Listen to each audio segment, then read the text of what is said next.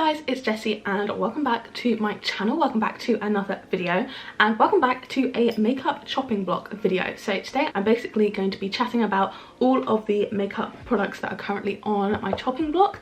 So these are products that I'm thinking about decluttering, but I'm not quite sure. I need to test them out a little bit, not sure how they perform for me, and I want to give them one final chance to kind of see how they work, and then if they're not working I will just have to declutter them.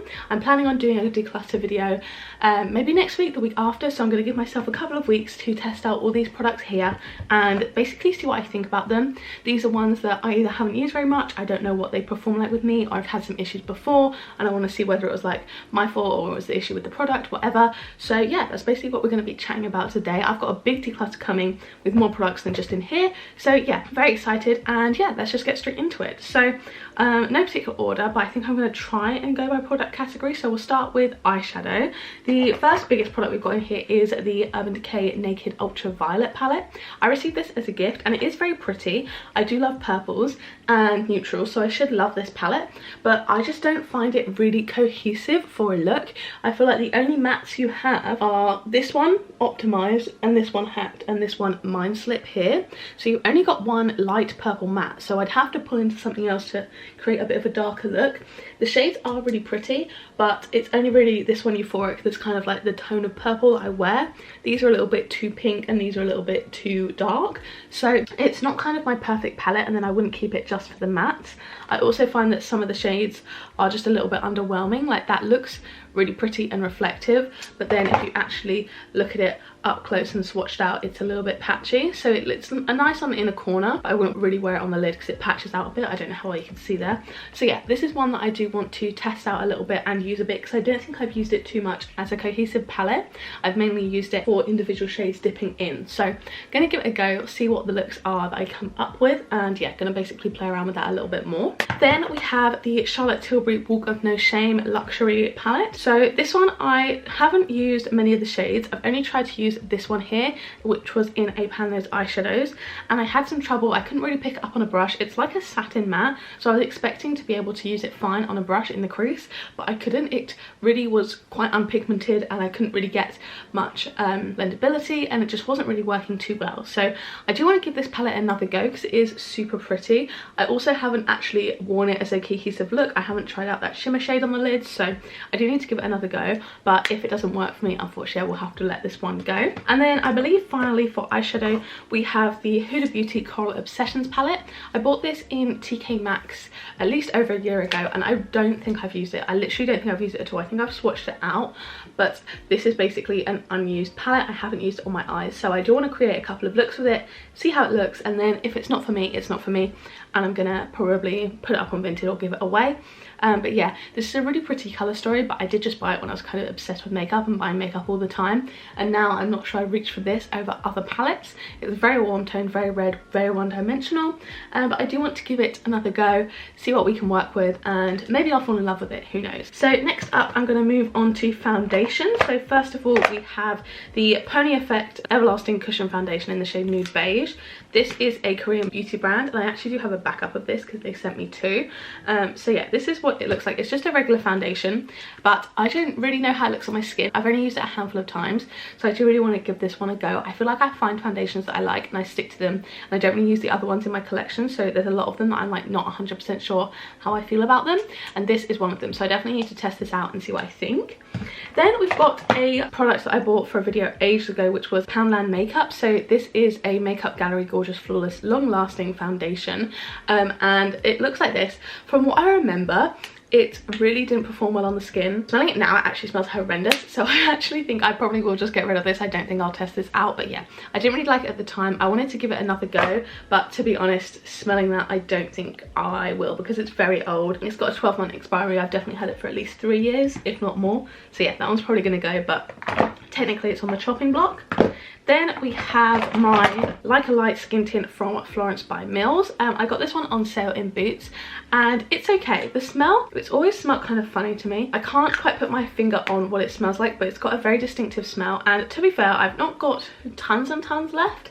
but I do have a decent amount if I wanted to pan it, and I'm not too sure how I felt about it. I don't think I used it too many times. I think it broke up a bit on the skin, so maybe I could try this with a gripping primer, it might be different. But yeah, I just basically want to give it another go. It's a little bit too dark for me, but the actual shade itself isn't as dark as it appears in the tube. But yeah, I thought in the summer was the perfect time to test it out, and then if I don't like it, I can pass it along. Then we have one kind of contourish type product, and that is the Kaleidos Charisma Contour Palette. I just haven't really used this one too much. I think I tried to use, I think it was this shade, and it looked a little bit patchy on my skin, so I'd really like to give it another go altogether, just see how I feel about it, because to be honest, I just don't know how I feel about it, that's the thing. So I don't know whether I want to declutter it, or if it works well for me, then obviously I'll keep it. I don't really use the contour shade as much as the bronzer, but I would still like to give both a go, see what I think, because I love the brand Kaleidos, and all their other products I've enjoyed. So I do think I will hopefully be able to find a way to use this, not too sure. And then lastly, for the products that aren't blush, because we've got a lot of blush in here, we have my Persona Cali Glow highlighter in the shade Laguna. This is a pretty product, but I feel like on the skin sometimes it can look a little bit powdery. So this is it here. It's not the most reflective of highlighters, but it is quite pretty. It is just very white, and it looks okay there, but like you can see it's sheared out quite a lot, and I do think it just performs a little bit more powdery than some of my other highlighters. I think you can even tell in the pan it's kind of looking a little bit powdery there. So I'm going to give it a couple more chances, and if I'm not feeling it, I'm going to let it go. But hopefully it does work for me, because obviously I would like to use it more. So then moving on to blush, I'm going to start with cream blushes. So firstly, I've got my 3 Fenty cream blushes here.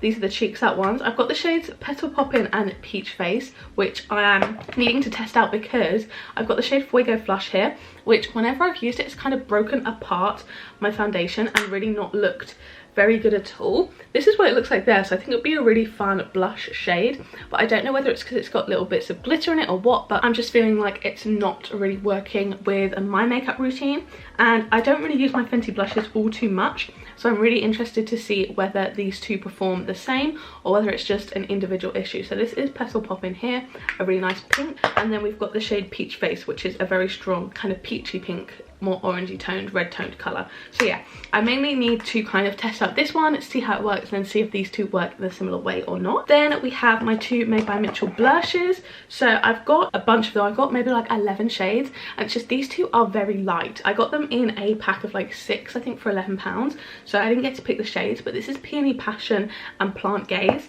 So I'm gonna swatch them on my hand so you guys can see. I haven't tried them on my cheeks before, I don't think, but just looking at them, I'm not 100% sure how they would perform. I feel like I'm more likely to like Peony Passion than Plant Gaze, just because it's a little bit more pink and less kind of like just pale.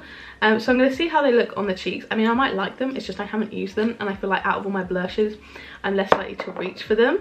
So I've blended them out on my skin. I don't know how well you can see there, but we've got Plant Gaze there, so it's kind of a neutral orangey colour, and then Peony Passion is a very light pink shade. So I'm interested to see how they look on the cheeks, so I am going to give them a go, but we'll see. Then we have my Melt Cream Blush Light in the shade Lynx. I've had mixed experiences with this one. Sometimes I feel like it doesn't really show up and it breaks on my foundation, then other times I layered it on top of stuff and it looks really, really pretty. So this is what it looks like here. It looks much more orange on camera than it actually is, but it's like a glowy cream blush, and I actually love the smell of it for some reason. But this is what it looks like, and swatched out, you can see it is a very pretty, very glowy blush. It's very emollient, and I don't know why. Maybe that is the reason why it's so kind of sheer on my hands, and why it blends out so much. But you can see there, like compared to like the initial swatch, it kind of blends out into nothing. So I do want to give it a go. I think I do like really, really want it to work, because I was really, really excited when I bought this, and I don't want it to flop. But yeah, I really hope you can give it a go, because this is the first melt product I've tried, and I don't know whether it's just this specific shade or what, but maybe it would work better on bare skin, not on like a full foundation look. So I'll have to give it a go and see. And then finally, we've got the MAC Glow Play blush in the shade Cheeky Devil. So this one I do like. It's a very like putty like texture, but the thing is with it, I have to like rub my finger in there loads to just get the tiniest amount off. And like even on my finger there, you can see like I've got a decent amount of product on there, but then when I swatch it looks like that, and I feel like, oh okay, I feel like in the swatch it looks really nice, but I feel like I have to load it up on the skin, because like then if I blend it out it looks like that, and I feel like I have to put loads of product on for it to show up, and I don't want to have to go about doing that.